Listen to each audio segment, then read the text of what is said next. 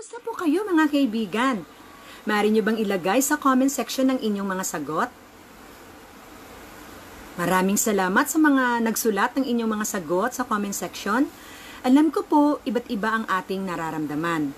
No? Iba't iba ang saloobin natin dahil nga po sa COVID-19. Pero sa palagay nyo kaya, magpapatalo po ba tayo?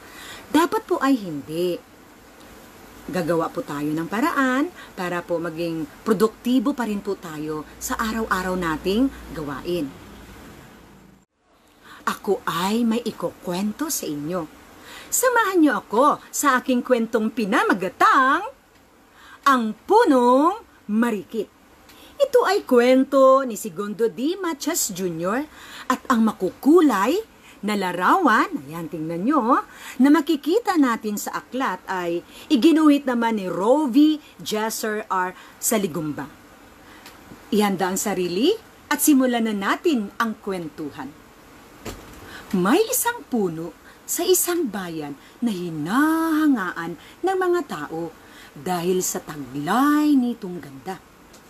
Matayog ito. Malago ang mga dahon sa mga sanga at hitik lagi sa bulaklak. Isang araw, tumingala ang isang maliit na halamang gumagapang sa lupa.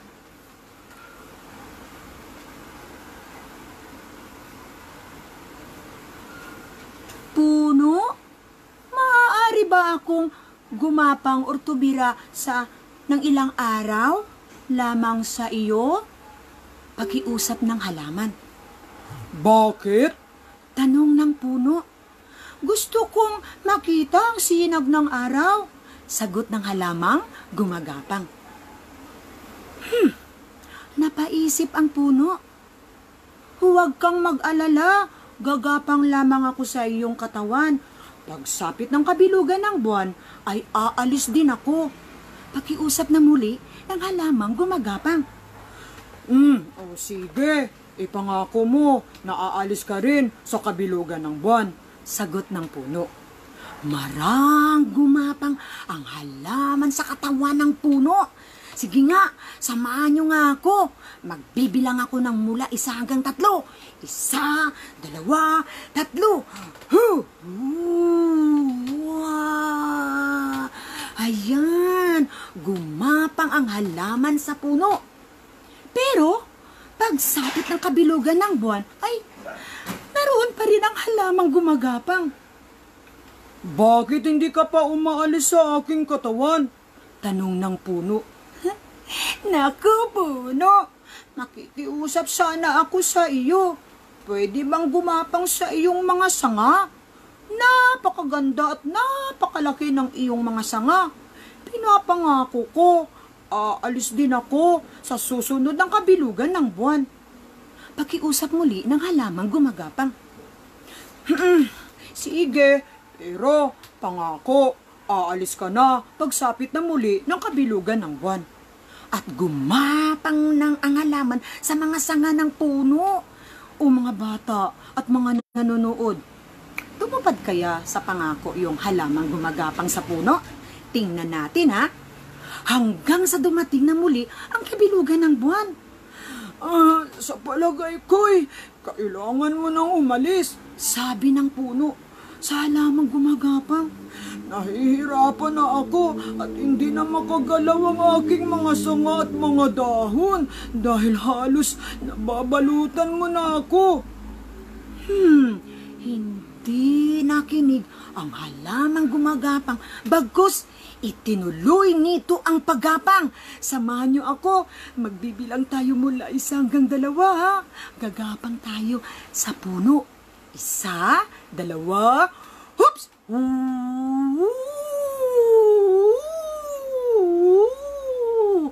Naku, ano na kaya ang maaaring mangyari doon sa puno? Nakikiusap ako, umalis ka na, hindi ako makahinga. Pakiusap ng puno. Parang walang narinig ang halamang gumagapang. Itinuloy nito ang paggapang hanggang sa mabalutan nito ang buong puno. Kaya ito ang nangyari. Oh, ayan. Sa palagay nyo kaya, mga bata at mga nanonood, gaganda pa kaya ang puno? Tingnan natin. Halos hindi na makita ang puno. Pati mga bulaklak nito ay hindi na rin makikita. Isang araw ay nagtungo ang taong bayan sa kinaruruunan ng puno.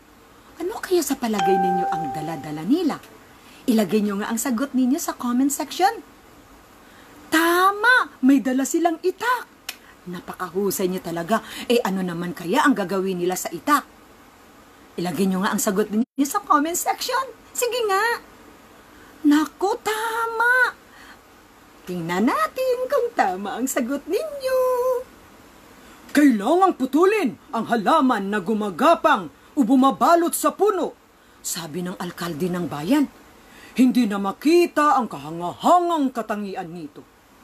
Pagkasabing iyon ng alkalde, pinutol ng taong bayan ang halamang gumagapang. Samahan niyo ako, putulin natin ang halamang gumagapang sa puno. 1, 2,